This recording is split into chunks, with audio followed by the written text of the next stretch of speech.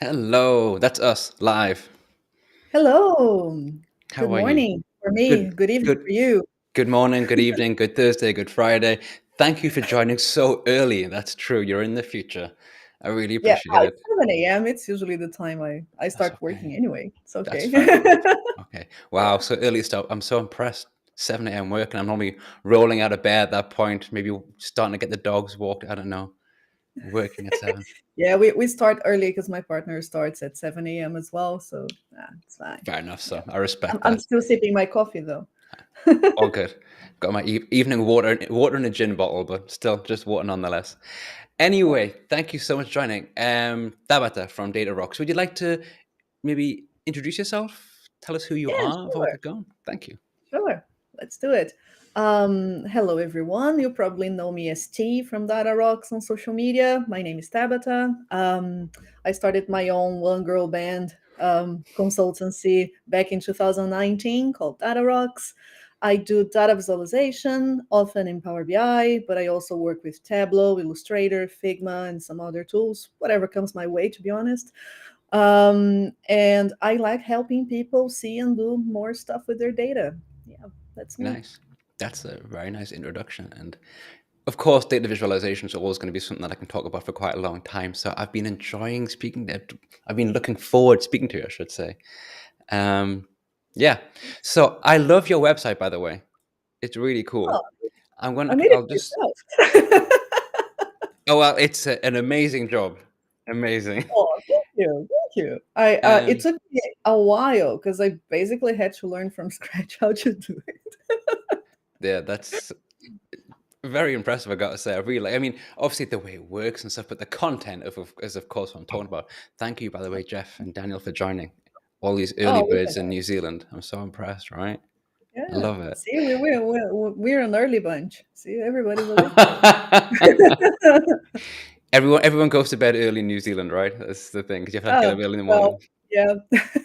Especially for in small cities like I am, Yeah, fair everything enough. closes at 8 p.m. anyway. So Fair enough. Well, see, Jeff's already having a go at, the order of your books. They should be ordered by height.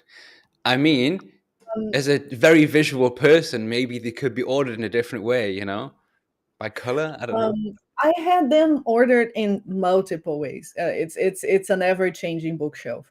Yeah. Um, I right now they are ordering the order that I'm gonna write about them at the top. Ah, that's cool. That makes sense. So yeah, if you wanna know what's coming next, you can take a hint there. Gonna take a But it's screenshot and zoom in on that. yeah. But I usually well I had them by color for the longest time because I really like the graduation, especially the design ones underneath because they're Yeah. all colorful. There's like yellow, Mm. red, and whatever. Then I did them by size. That's why you kind of have them a little going wee. Okay. But Okay. I now like the last bit is like, okay, I'm gonna write about this, guys. So it. it's So always changing. it's a It's always changing. combination of order and chaos together. I like it. Exactly. And I there's can also live the with ones that. that I like the most. I have favorites, so they kind of sit in the other shelf, Oh, like okay. just by themselves because they look really nice. I realized that today you can tell like the books that I use the most because they have the most coffee stains on them, and I wasn't sure if I should tell Steve Steve Wexler, right? Yeah, Steve Wexler that his book is by far the most coffee stained because it's always right next to me. Just the big book of the dashboards, big, or yes, sorry, the big book of yeah, dashboards, I all right, should say, yeah, yeah, just yeah. to I couldn't steal all the ideas, which is what he said we should do. So I mean, come on. That's what the book's for. Right, exactly. Yeah, It's uh, a book and a coffee mat, so I just lift the book up. The book's right there. It's all good. yeah. My ones, you can tell how much I've read them by the number of post-its they have or the little Okay. page markers. There's some of them that have page markers all around. Yeah, I like. Yeah. Actually, there's something on the shelf that I was wanting to talk about anyway. So I'm pleased it's right behind your head there. Is your self-portrait. Yeah, exactly. If you haven't seen it, it's this guy here. So I'll Woo! I post painted it. that. It's Yay! really very cool. And it's also posted on from your website, and it's in the about section, right? Exactly. It's It such is. a cool idea. Oh, and also they had a blog post about it. I'm trying really hard to get all the links posted. I'm really bad at it usually, but I'm putting in a special effort here. Oh, The Nightingale article, correct? yes, yes. I wrote about that one for Nightingale because it was an experimental thing. Hmm. So I did it last year. I had spent the whole year with quite hard clients to work with, Okay. and they were very, those very conservative corporate types, Hmm. and they Right. they want everything kind of boxed in the exact same way. And I produced a lot of dashboards for them and a lot of Hmm. reports for them, but they all looked exactly the same. Yeah. And one of the reasons why I started doing data visualization is because I like doing data in different ways. I like Hmm. portraying data with different techniques, or I like getting creative with it. Um, so it got to a point where once I was finished with that, I was like, oh, I need to do like the complete opposite of, Hmm. because I need a refresh. I need a Yeah. restart. I need to Yeah. do something that just restarts my brain somehow. Makes sense. And I Yeah. go away from the bar charts and the tables and the Yeah. I don't want to see them for like a month. Hmm. I can get that. That can make So fair, sense. that was my motivation, but I had no idea what I was going to do. And So, usually creative sorry. projects start like that. Yeah. And the idea to create this came from yourself. Did you read about it, or it was your idea to just to start doing it? Or There's a book that I've read a few years ago. I think I wrote about it already, called Dear Data, okay. from Stephanie Pozavec and Georgia Lupi. It Mm-hmm. is a book that introduces a concept called data humanism. So what they do is they do analog data visualization. They do data visualization as Mm. art Mm. with pen and paper. The concept behind your data was they met at a conference, but one of them lives in Europe, the other one lives in the US. Mm. So they started a friendship by writing postcards to one another. The postcards had basically no words; they had data Mm. visualizations. So each Wow. week they would pick a theme. So Mm. how many doors I've passed through, how many times I looked at the clock, how those types of things, That's and they great. would record all of them in a little sketchbook, and then go through the process of how do I turn this into a Hmm. visualization to send on a Yeah. postcard by hand, with no tools. Hmm. And they have amazing things. They That's did cool. like awesome visualizations, and they go through this very interesting process of kind of creating a visual language between the two of Mm. them. So Okay. you know how Georgia likes to get inspiration from flowers and from nature, and then she's always like using little flowery shapes to Wow. depict this stuff. And Stephanie has a more structured way, and then you see like lots of um, postmodernism shapes like Mm. triangles and squares and circles and stuff like that. So it's quite interesting to go through the book, Mm. I bet. and that always stayed with me. And then I was like, huh, what if I try to do something like that? But since I want to do this kind of myself, I'll Mm. just do it about myself for myself. Makes sense. And then, yeah, and then I went through the process of like, what will I record about myself? Like, will it be Mm. something like how many movies I watch, or how many songs I collect vinyl? I'm gonna do Okay. it about the bookshelf and stuff like that. Mm. Um, but I was like, nah, I think as you go through the process, I'm like, I think I'll try. I don't like writing or talking about myself that much. I like talking about my work very much, not Fair about me. enough. Noted. So I was like, yeah, I think I'll just do that in a very abstract way then. Cool. Yeah. So it was a mishmash of inspirations. Mm. Then I was getting really into like early modernism artists like Kandinsky. Mm. Uh, and I just picked a bunch of early modernism stuff, put on a mood board, and I was like, okay, how do I talk about myself just with symbols and make it Mm. make sense somehow? Yeah. The hard part, right? Yeah, and Fantastic. then that was born. Yeah. Really cool. I like the article itself, and it's very interesting, and I really love the photographs of the sketches and your notepad and stuff to see you actually going through the process. Yeah, Yeah. I stumbled across it and I really enjoyed it, and I just wanted to bring it up now because it was also quite interesting because I I'm very bad at art, like really terrible. The only thing I can draw is like cartoon faces, and the one thing I always bring up is that one of my ex girl from a long time ago. She described my artistic ability as worryingly childlike, which I think I can't deny it, just the way it is. Um, but this is really great. But one of the reasons I was thinking about it again just recently is because I think for the first time about a week ago, I was looking at a magazine. It was my wife's like interior design magazine, and there was Hmm. a page just of like different. I don't know, I can't remember. I think it was like materials or something, like pattern materials. And it was the first time I Hmm. looked at something that wasn't on a computer about data visualization. I thought, oh, that's a really cool idea for data visualization, just from like a pattern that I saw. And it was really nice for the first time to have something that might a thought, an original thought that might be in some way construed artistic, you know.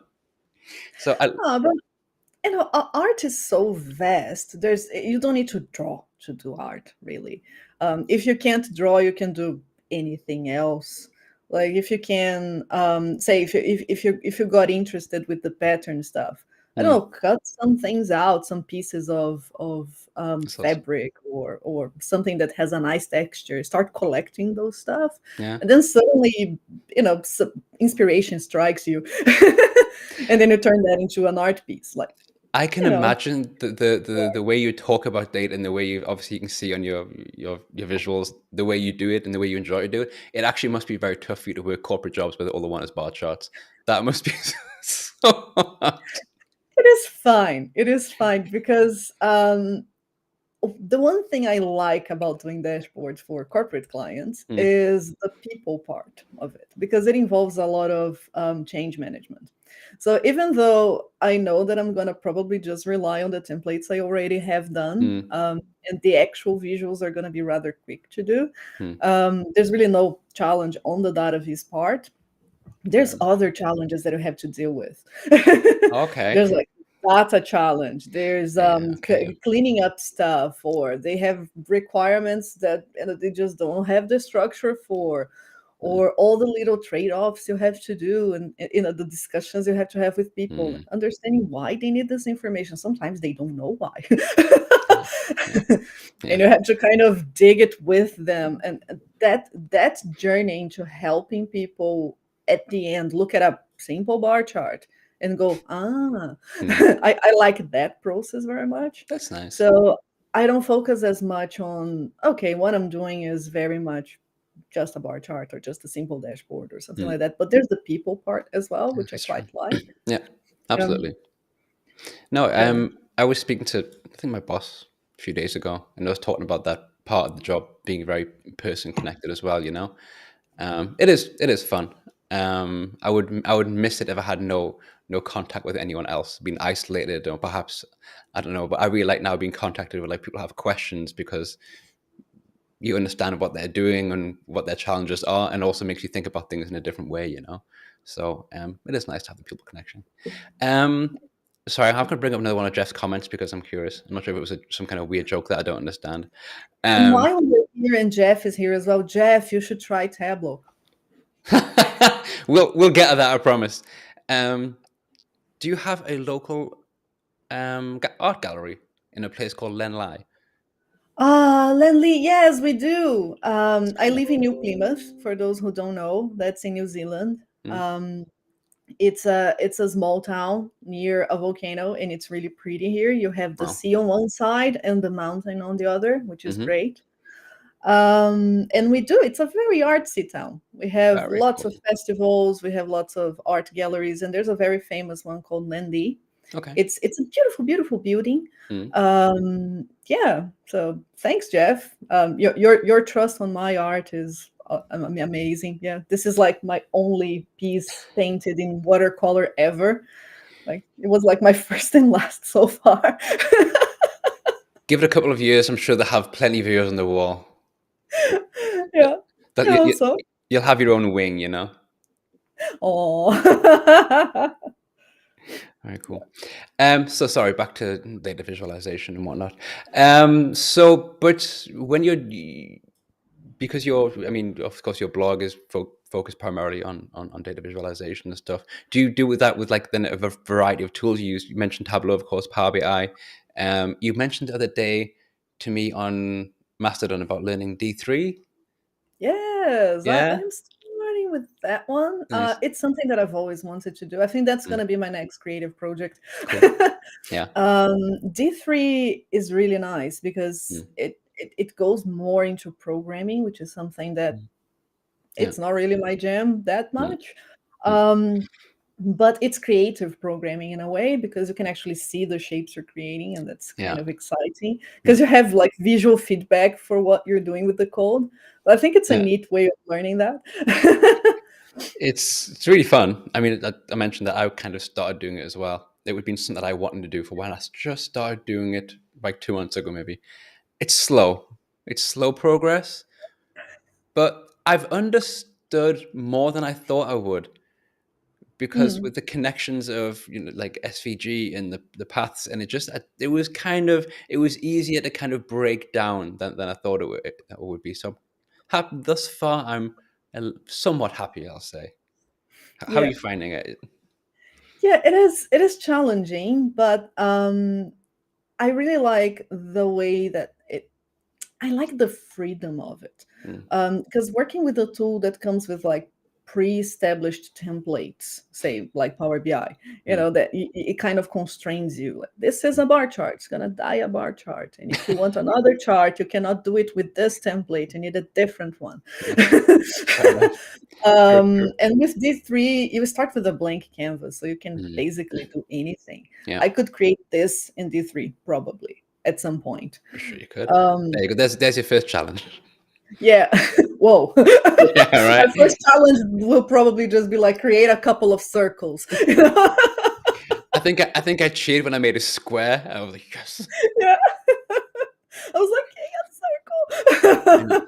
you know what? It It's reminded me of like a really. I'm not sure if you did this in school as well, but for me, in school in the early '90s, late '80s, whatever it was, and there was this like I think it was like a robotic turtle or something, and you put a pen in it, and then you would write the coordinates on the turtle, and then it would go across the paper and just oh, draw the lines. So it was kind of about like geometry because the angles and whatever, maybe a bit of program. I'm not sure, but and then it would draw. And for some reason, I don't know why, just D3 made me think about that. I was like, I'm yeah. typing things in, then I get a line. It's kind of like that robot from the '90s. Yeah, exactly. Yeah, it is kind of like that. Yeah, yeah. It's kind of guided drawing. Yeah, You kind of have to. It's like somebody speaking up your hand and going like, "Now you are on a screen, and this is how a line goes." right, This is exactly. how you turn this into a. Oops, not there. You know? That's class. But it's People are, but it's really fun. It's really no, fun. I am excited, even though with the amount of things I have to do right now, it is a slow progress. yes, But I mean, it's gonna take as long as it takes. It's fine. yeah. It's interesting. Yeah. It's nice to learn. I mean, the pros and cons. It's nice to learn something where there's no time pressure. You can just do it, and there's no. But at the same time, I think I'm normally quite bad at that because I need the time pressure. So I'm just one of those annoying people that I learn the hard way. I don't learn unless I like have to learn, and otherwise it just kind of falls to the side. So I think it would be nice at some point if I had a project where I could need to use Yeah, D3. I was gonna say that the best way for me, at least, is to come up with something. Like even when I was learning Tableau or Power BI or whatever, is I need a project, and it needs to be a difficult one. It can't be like the one that has Mm, neat data from the get go. You know, mm, it has to be yeah, like a challenge, like a bad data set, or exactly. it has to be something that pushes me extra because then I'll have to learn how this thing works. Yeah, yeah, exactly. Yeah. I mean, not so important that you could potentially lose money if you don't learn it, but just something where it's like, okay, for this reason. But actually, I just thought of something. I bought a URL about 4 or 5 months ago because I really want to start. I want to stop using the Power BI website and go change to like a different thing. And maybe I could have set a deadline for that, like on the website, that I need some kind of visualization, and I'll do that Ooh, in D3. that's good. I think Yeah. that's what I'll do Maybe you actually. could do an about me on D3. Ex- exactly. See, steal your idea. Love it. Oh, you're borrowing it, stealing like an artist. Uh, See, getting inspired by. right? Exactly. Exactly. It's probably not gonna look anywhere near this one, so it's fine. No, that'd be weird. It's my self-portrait. 1 second. I'm bringing this comment from Daniel because I'm going to read it. Vega uses and orchestrates D3. It's a logical step to see how your work gets converted down to permanent SVG elements. Yeah. Yeah, good point, actually. It's true. Yeah, there's also the thing that D3 exists, kind of exists from before the Mm, big boom in BI tools, and a mm, lot of them borrow a lot of the concepts that D3 uses. And okay. if you know Tableau, you know Power BI, you know a few others. When you look at D3, you kind of go like, so that's where that came from. Mm, yeah, that It's, makes sense. it's the same when you're learning ggplot as well. You kind of Okay. look at that and go like, so this is why things are structured this way, because they're Mm, very fundamental visualization processes in a way yeah, yeah. that have like building blocks and you go building them from scratch. Mm, I think AI tools in general just thought, let's speed up that process so that not everyone needs to learn how to code things from scratch, mm, and kind of put a layer on top that makes it easier. mm, This is very obvious when you're using Tableau because then you just drag and drop stuff. But if you look under the hood, you can actually see a code that looks very similar to what Day3 would put out. yeah. Um, I Interesting. think Vega is the same. Deneb is kind of like that as well in a Mm, way. It borrows a lot from that kind of concept. Yeah, interesting. it's interesting. Yeah.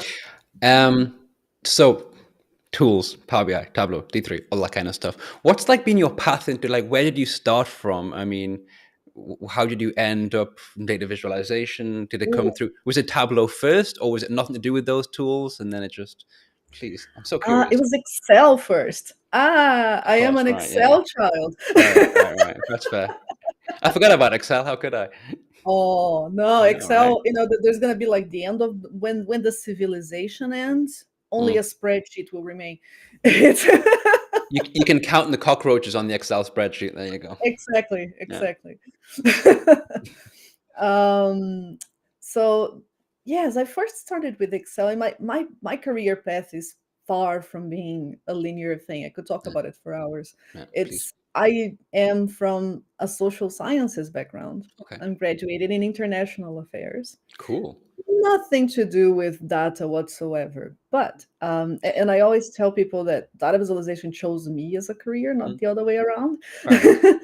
Yeah. Once I started working, I realized that a lot of my job was trying to explain complex concepts to people. Mm. And it started really with concept mapping. Like, Mm. how can I get this very complicated thing and explain it in a simple way to Mm. somebody who's never encountered this idea before? Um, and since I like drawing and I kind of have, my design side, um, I started drawing stuff. So, I was always the person that would go, oh, give me a spreadsheet and Mm. I'll chart what's in it. Mm-hmm. I'll try to figure it out for you. Mm. And I did that in every job I had. And naturally, my career progressed more towards, she's the person who can do the PowerPoint slides. And then she's the person who can do the spreadsheets and make them make sense. And she's Yeah. the person who can make charts out of it. And slowly but surely, I ended up going further back into, like, being Mm. friends with the IT people.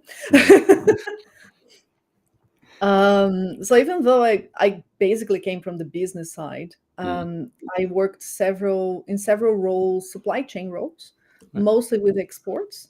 Mm-hmm. Then there was shipping, then there was planning, then there was demand planning, S&OP, and all that great stuff. Yeah. And it's very data heavy Mm. and very spreadsheet reliant. Let's put it that way. Okay. So yeah, so I naturally ended up going, okay, I'm not going to stare into 2 million rows in a spreadsheet. That's the maximum it can possibly get. Mm. I'll try to chart this somehow and make sense of it. My first actual job in a proper data role that had like data in the name, I was an insights analyst, was in Okay. 2016, Okay. and that's also when I started using Tableau. Um, Right. yeah, Okay. So you went from Excel to Tableau, and yes, yes.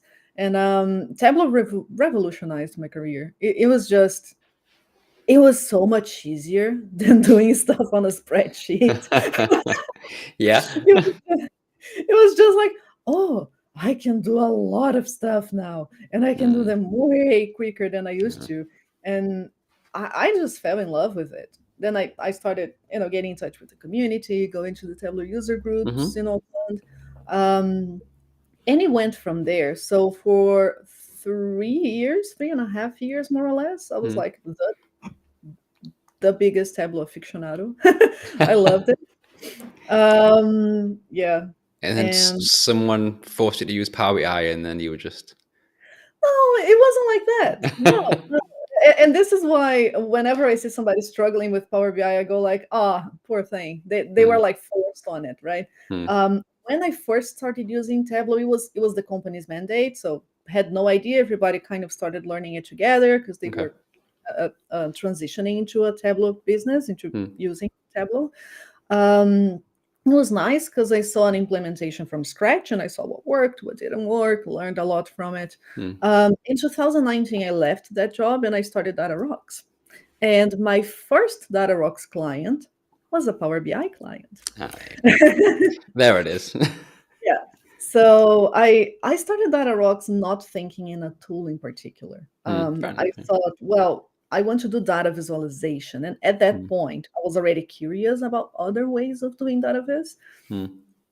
Didn't really have much time because, having a 9 to 5 job, you can't really go out a lot Yeah. unless you use your entire free time. Yeah. Yeah. So when I started Data Rocks, I was like, I want to learn other tools as well. And this client popped up, and initially it was a short-term contract. Mm-hmm. But I told them I never used Power BI. Well, I dabbled with it, but never really proper used it. And they said, fine, because we haven't either. And we're starting an implementation. We're Okay. transitioning from business objects. Jesus Christ, they use the business object as the reporting tool. And they were transitioning to Power BI. So it was pretty much the same position I was in 2016 with Tableau, but with Power BI 3 years later. Fair enough. Yeah, so I just dived in. I was like, okay, sure, let's learn this thing together then. All right. Yeah, it was really fun, and here You, I it's, am. it's interesting that you said it was fun. I see, like on social media, so many people who've used Tableau, then they move to Power BI, and they just really don't like it. And I have to also say, I used Power BI, then I used Tableau, and I also really didn't like it. I think it's just what you're used to, of course. It It's like is, a muscle memory. yeah, it is a mental model thing. Yeah. Both tools come from very different perspectives of Mm, what database is, what database does, mm, how it works.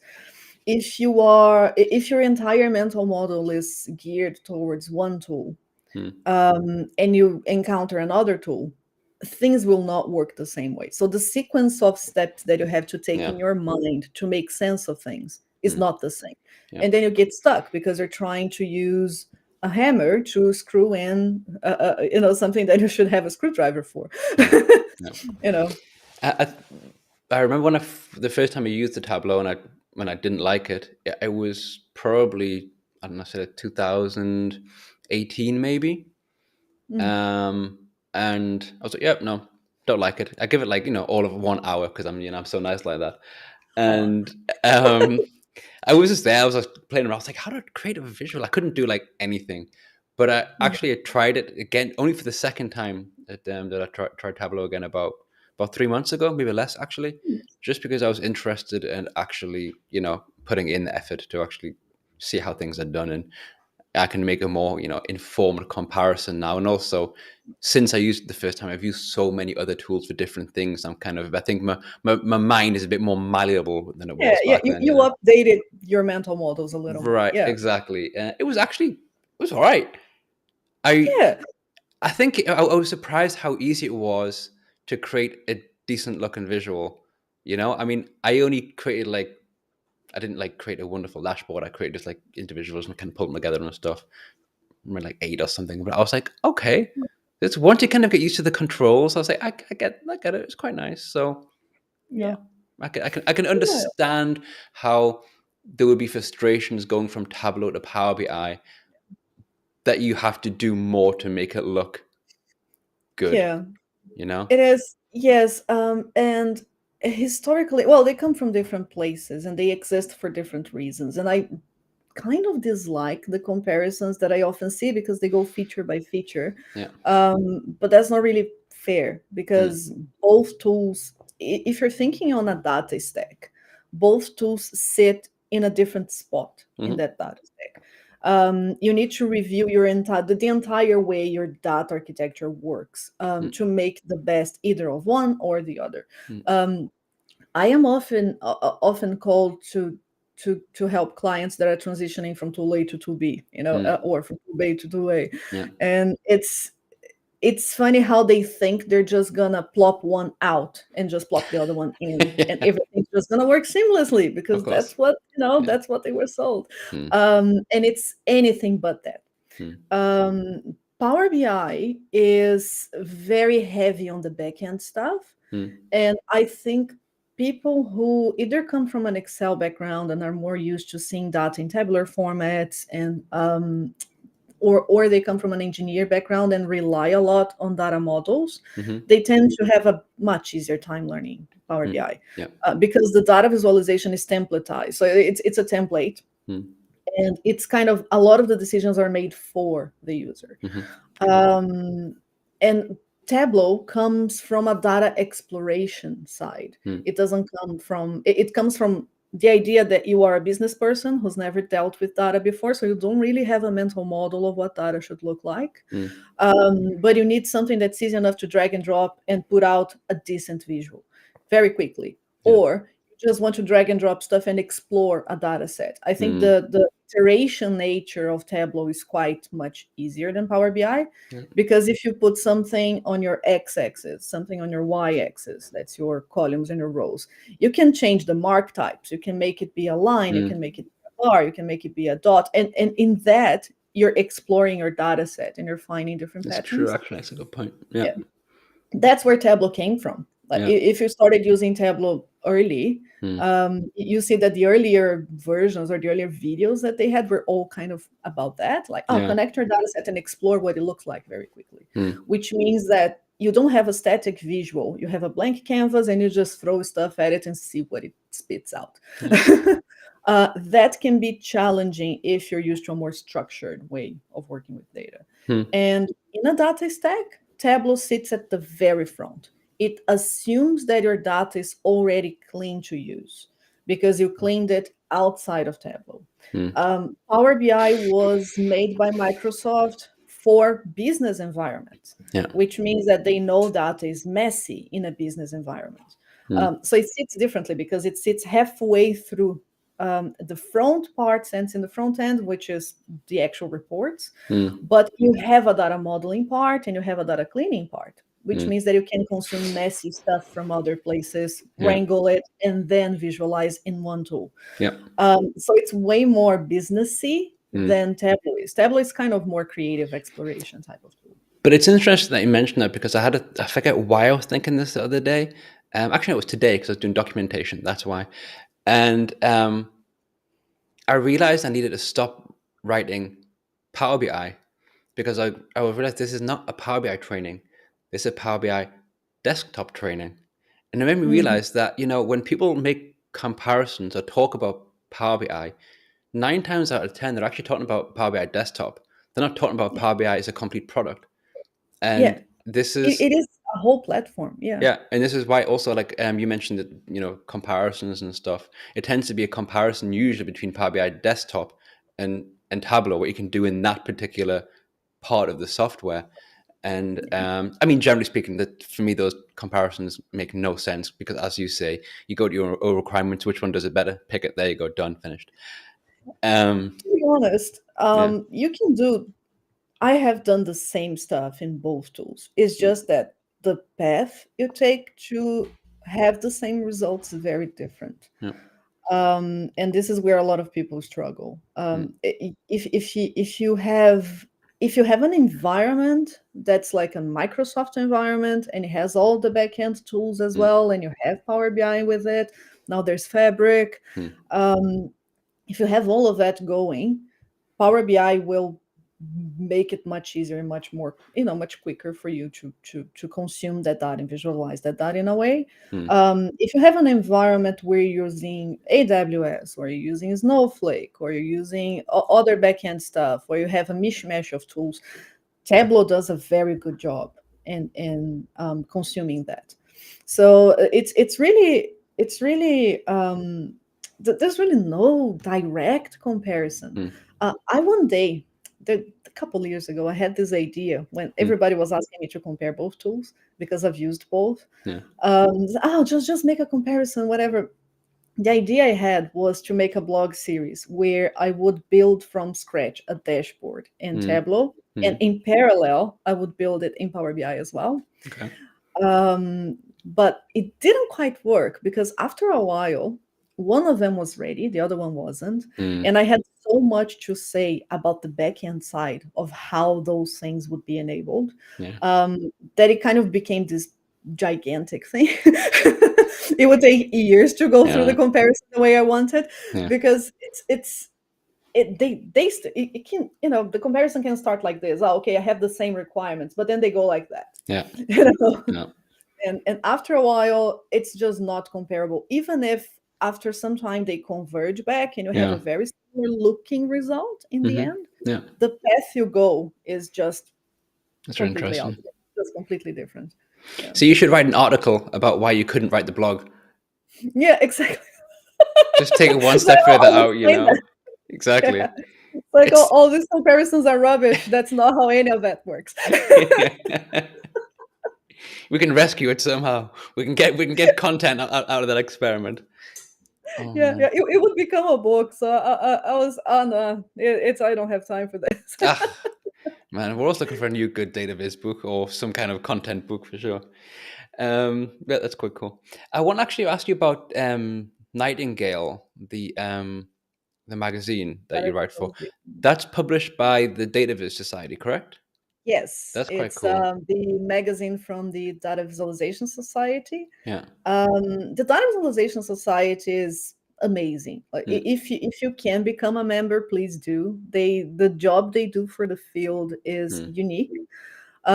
They are a non for profit. I Not never know how to say that not a word. non-profit or a not-for-profit. Non-profit, yeah, non-profit organization. That one. um, uh, because so they started from a desire to have like a body of work for data visualization Mm, as a field, because you do have more of an understanding when you say data science or data engineering, but data visualization is still this kind of muddy, mm. very under formation type of area, right? Yeah, yeah. So the Data Visualization Society kind of brings everybody together into like common ground of sorts, Okay. and they have this amazing publication. It's an Mm, online publication, and they also have the magazine, which I mm. have all the editions here in the bookshelf. Oh, it's in this corner here. All right. Yeah. Nice. um, they um, they do the printed magazine as well.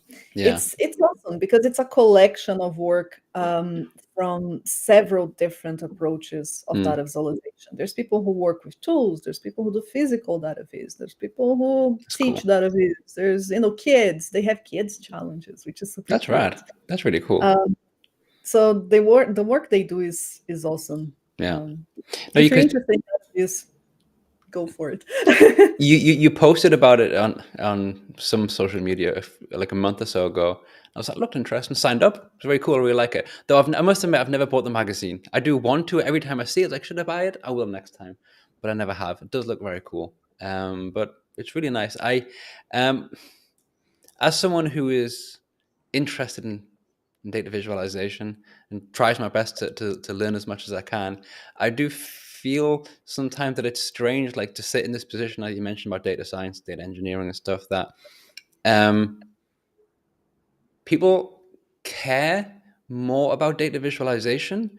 But I think when it comes in the conversation about data engineering, data science, and data analysis, that people say, yeah, it's really important and we like it, but it's not as important as all these things. So it's kind of difficult, like to like keep it in the conversation sometimes. I don't agree with Yeah. that, by the way. It's something that it's like a barrier to kind of talk It about it. is it is a fact. Yeah. Yeah. I think it comes from, well, there's several theories of where that comes from, right? Mm, The Data Society runs every year a survey called mm, the State of Industry, where one of the questions is what do you think are the biggest, I think something like, what do you think are the biggest barriers for data visualization to grow as a field, or something okay. like that?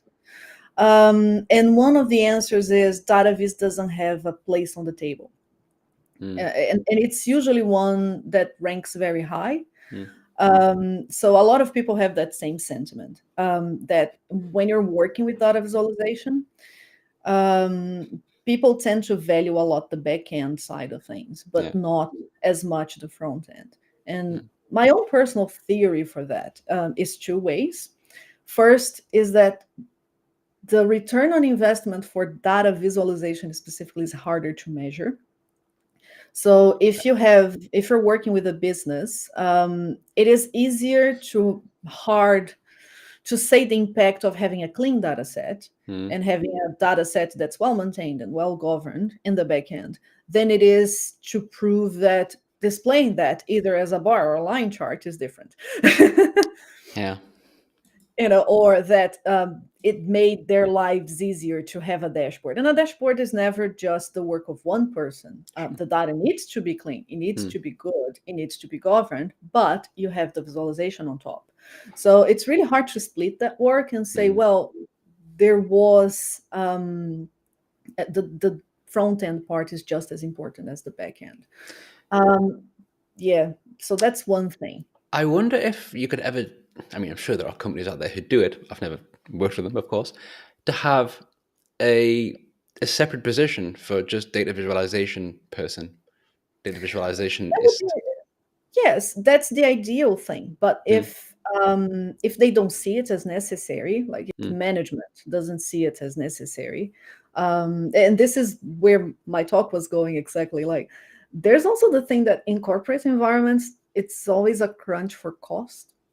Yeah. And because of the way vendors mainly justify that tools are going to solve everything for them, and if you just throw money at BI tools are gonna do everything. It's gonna be great. Now it's AI, AI is gonna do everything. Solve all this. When you're working with it, that's very far from the truth. Of course, yeah. But the what was my trail of thought? So the thing is that people who are sold on the idea that the tools are doing the work and not the people involved are doing the work believe that one poor analyst is capable of being an architect, a scientist, an engineer, and a visualizer. And this is not true. You need a team of like 4, 5, 6 people, depending on the complexity of the work. Yeah. And I do believe data visualization should be its own field. And that's my second point. It's about design. So a lot of people tend to believe that design is superfluous because they think it's just about making it pretty. And this is something that I even put like on the top of my website. There's like a little roundy thing saying it's much more than just pretty charts. It's not about pretty charts. It's not about making it look good. Although looking good drives engagement. People like beautiful things. They do, yeah. This is true. But it's not about that. It's about function. Yeah. And it's about making things easier and more accessible to people. Yeah. It's about bringing people into the machine side of things. But since a lot of the data viz discourse goes around making things look really good, some people tend to see that as superfluous, as like, oh no, and I get that a lot when I get work and people go, no, but you don't need to make it pretty. Just do it rough and quick, as if pretty equals taking a long time and costing more. Yeah. Which is not true. Yeah. Interesting. On that topic, like the discourse around data visualization, what things within that conversation of data visualization, what things annoy you the most? What that stand out as the things that you hear the most that are just very wrong for you? Pie charts are bad. Okay. I thought that might be up there. Yeah. Yeah, it's I really think it's not productive to blame a chart type for the fact that people don't know how to use it. Yeah, fair. No chart is bad in itself. There is a lack of I think Alberto Cairo called it graphicacy, which is the literacy of reading charts and using charts. And it's really not the chart's fault. I mean, angle is harder to read, but we've been reading pie charts forever, and I have proof. A clock, a watch, your wristwatch, a round watch is essentially a pie chart. It cuts time with 2 little X's, and what you're reading is the angle. It's just that it has a very nice, neat, round axis split in 12 pieces. But I maintain that the reason pie charts are so verbally abused as being terrible is because they're so actually abused when people use them. Like, it is the most I think of all the visualizations that you see often, the pie chart is, for me, is the one that is most misused. Yeah. I blame the advent of 3D pie charts in Excel for that. 3D exploding and like, why? Who made that decision? It was the generation of word art, people were just getting carried away That was when all that was happening. It's like we do it because we can, and it's like 3D, and that's awesome. And I don't know. Yeah, It's yeah. So that's one thing that really annoys me, because it's also, there's this thing that when you say, when you are seen as an expert in a field and you say you hate something like mm, very strongly, and say, oh, everybody who uses bar charts, who mm. uses pie charts are dumb, or something like that. um, it stays with the people who are new to the field as well. And Yeah. then, yeah, and then they start saying that, but they don't really know why. And I'm always questioning, like, why are pie charts bad? Like, why? You know, I agree with that really strongly, and it's for me because what I was going to say before you brought that up is that I think there are certain things in the industry that people like to say because it's something that someone said, and then it becomes like a half joke, and then you get it on a badge and a sticker, and it becomes like a kind of group that you kind of like half jokingly belong to for a little bit of like a bit of a laugh and stuff. But what you said is very accurate. People hear that.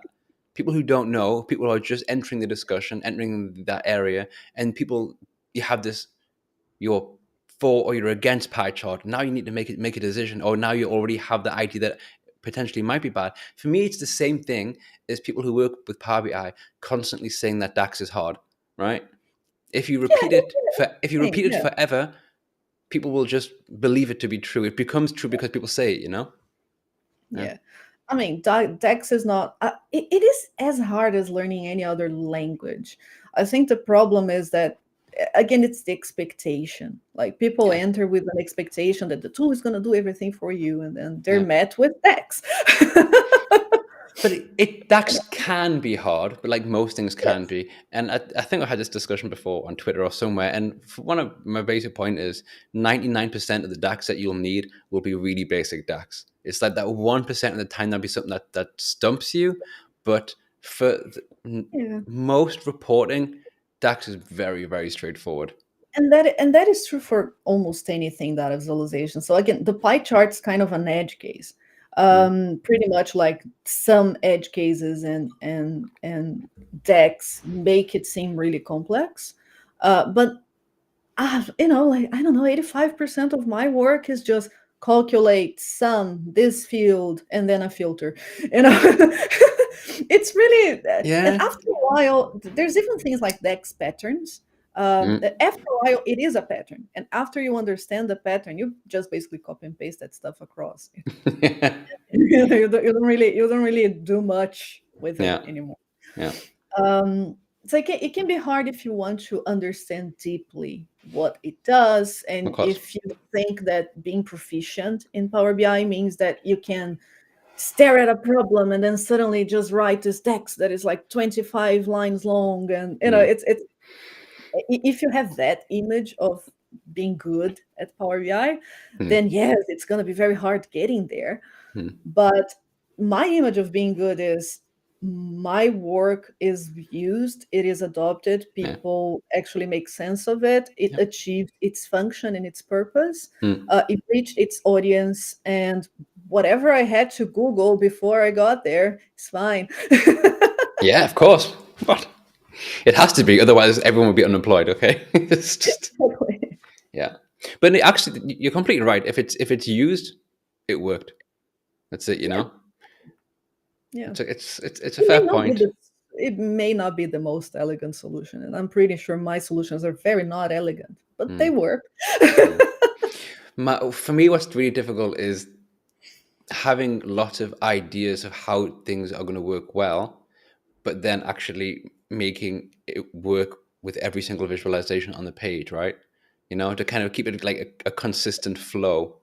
Sometimes I get a bit worried that Oh, I'm you mean like using, layout? yeah, like layout, but like we're using certain visualizations with other visualizations. Like I get concerned, oh, have I used too many of that on the page, or have I used too many of this? I don't want to make again, just bar charts, for example. Yeah, and It's difficult. it's funny that you say that. Whenever I'm teaching people how to create good dashboards, Mm, there is one design principle that I always bring up, and it's repetition. okay. Repetition is not bad. Sometimes, if you have, say, a dashboard and it has 6 metrics in it, Mm, um, if somebody is going to read all those 6 metrics, familiarity helps them a lot. And sometimes people want to make like a dashboard that has 10 different visuals in it, and they're all different for Mm. just the reason of them being different. Yeah. And then it's much hard to coordinate them. Mm. But repetition in design is something that's usually very effective. Mm. If you have a KPI, make all KPIs look exactly the same, Mm. because then the person looking at it, they're going to look at the title and they know that's a KPI. They can, from a distance or very quickly, know that Mm. everything that looks like that is a KPI. Yeah. Or they can very quickly, they just need to learn one chart type, say a bar chart, and they know that this axis means one thing and this axis means Mm. another thing, and the length Fair of the enough. bars are telling them something. And then Yeah. if they have to look at 6 different ones, the mental model they created for that chart remains the same. They're just changing the information that's being displayed. Mm. So it makes easier for people to read, and it's Mm. easier to lay out. It's true. I always kind of want to do something that's a little bit, I mean, it stands out. But then if I want to have something stand out, that I can put that in a different. But yeah, and there are so many things. It's just, Make it it's, pop. yeah, exactly. And of course, that part where you like, I have to stop now because otherwise I will spend forever working on the final finishing details. And it's like, yeah, okay, step away. That visualization is never done. It's No, just that you stop working at certain point. At a certain point, you just say it's enough. yeah, It's never really done. it's true.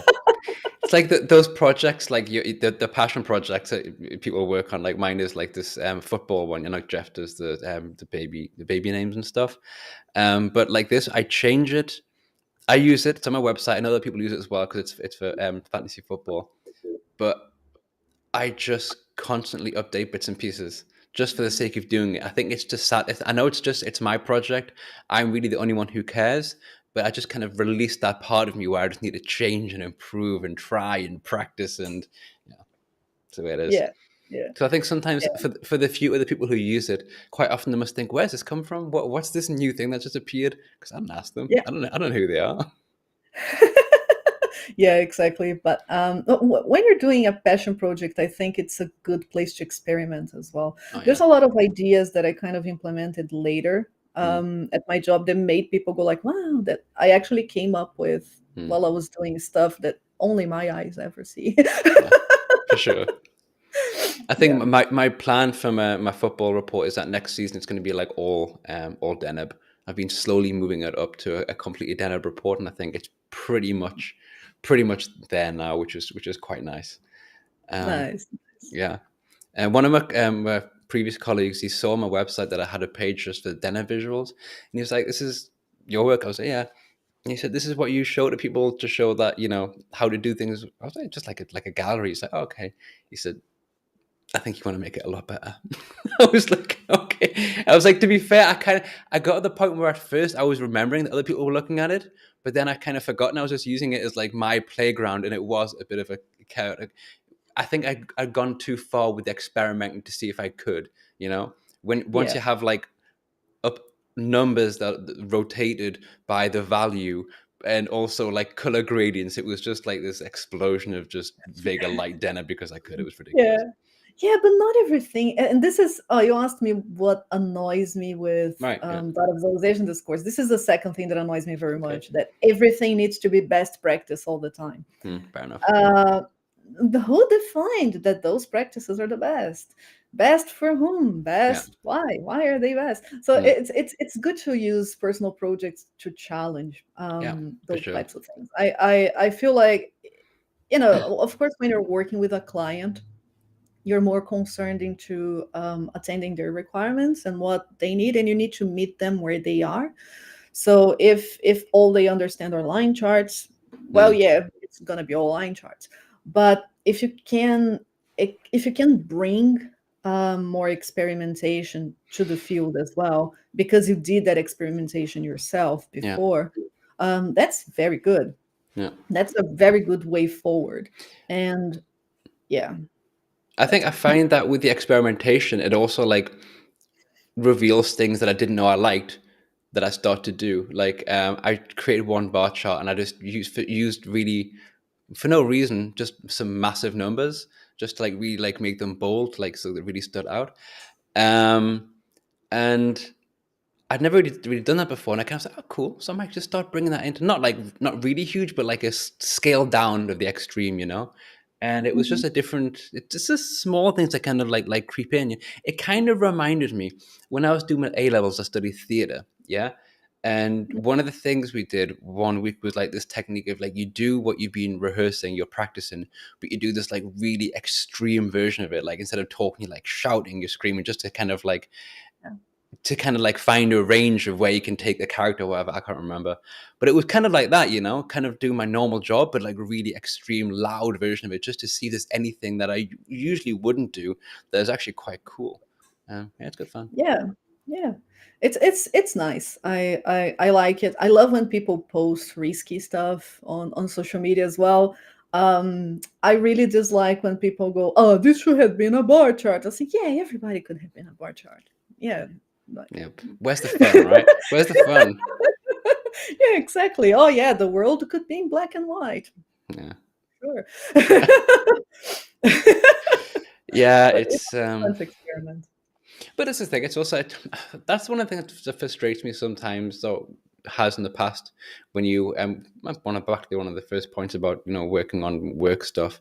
Um, if I ever have a time where I'm really busy and I don't have like time to do any of my personal stuff, when I'm really just doing those very standard visuals, then it gets like quite frustrating because you just want to do something and you haven't got time to kind of like play around. You just got to like do it.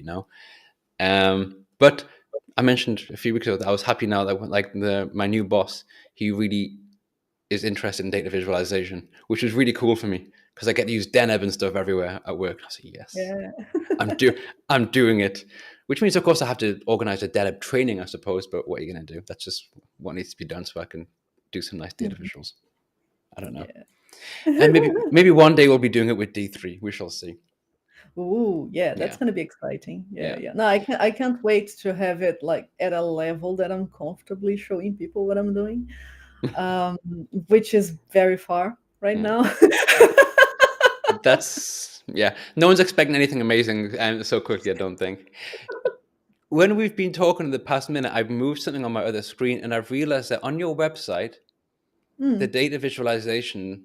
I never noticed this before. The S changes, it toggles between an S and a Z. yes. I love that. I love that It's so because I'm much. not a native English speaker, and Yeah. when I first moved to New Zealand, I realized that the British use use S S. instead of Yeah. Z for visualization. Yeah. And I remember somebody pointing out, like, "Oh, your slides have typos when you say visualization." Like, typos? What does he mean? And I looked for the typos and I couldn't find. And then I realized he meant the Z and S. Mm, So yeah, it's I have clients I like everywhere. it. I have clients in different places, and yeah, I just decided, like, yeah, I do visualization with an S and with a Z. Feel like it.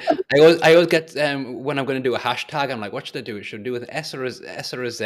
I do an S because I'm English, or Z because there'll probably be more of them. So I normally end up doing the Z for the reach. It's like Yeah, sometimes you do both hashtags. You go like, no, I'm gonna pick both people. Yeah, it's yeah. it's hard. I just change it. I've come really close in the past couple of weeks to spelling color like an American because of Vega Light.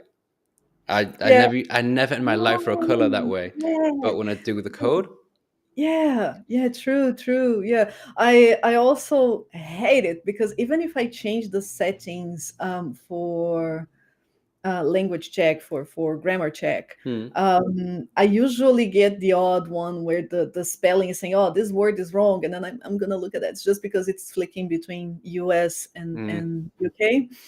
Yeah. Drives me crazy, isn't nice. But at one point I kind of stopped caring because I was like about the whole American US spelling stuff. I was doing like football stuff a few years ago, and a couple of the guys I was doing it with were American, and they would all like talk about like soccer and stuff, and I was like, you know what, I just don't care. Call it soccer. It really doesn't bother me at the end of the day. It's just so Yeah. I really try and keep my spelling in my version of correct, but you do and you say what you need to do. It's just Yeah. Yeah, exactly. Yeah. I can't go on a rant about everything. I can't care about everything. It would be too exhausting. So I'll stick to what's important. I'll try my best anyway. Um, Yeah. Wise viz, it can. What is he saying here? If it can be a bar chart, it probably should be. The secret is to make sure it can't be one. Yeah, see, I see, like it. and then the discussion goes into like, but I still don't like it. You can't Yeah. make people happy. No. Just experiment and turn off your notifications after. If if you can make half of the people happy, that I would be like, I'll be quit. Like, okay, that's Ooh, me ahead. I'm out. I'm done. well, half is Half's good, right? a very good measure. Yeah. Yeah, absolutely. We Love it. just assume that at least 75% of people on Twitter are always angry at something. True. But I tell you the most annoying thing about half is that it looks terrible on a pie chart. Right? It's terrible. It's like the Well, worst thing. If it has to have some kind of, for me, if it's 50-50 straight line, it has it to be an just angle somewhere. has Yeah. to be an angle. Yeah. Terrible. Oh yeah, yeah. Anyway, Yeah. thank you so much for joining. It's been over an hour, and I always lie and say it's gonna be 4. I should stop sending invites for 45 minutes. Actually, it's I'm starting just to lie to everyone now. But thank you so much for joining at 7 o'clock in the morning or whatever it was. I really appreciate it. It Oh, was thank you for having me. Yeah, this was fun. absolutely no. I was really looking forward to it. Data visualization chat, always one of my favorite things, and of course, everyone in the chat who also many of whom got up at 7 o'clock in the morning as well, or other early time. Thank you so much. It was great for everyone to be here. Always makes the conversation much more interesting, especially with all Yes, the questions yes. and what have you. And yeah, T from Data Nice. Rocks. Awesome. Thank you so That's it. much. Thank you so much, Ben. Yeah, Bye, everyone. everybody who joined. Don't you wanna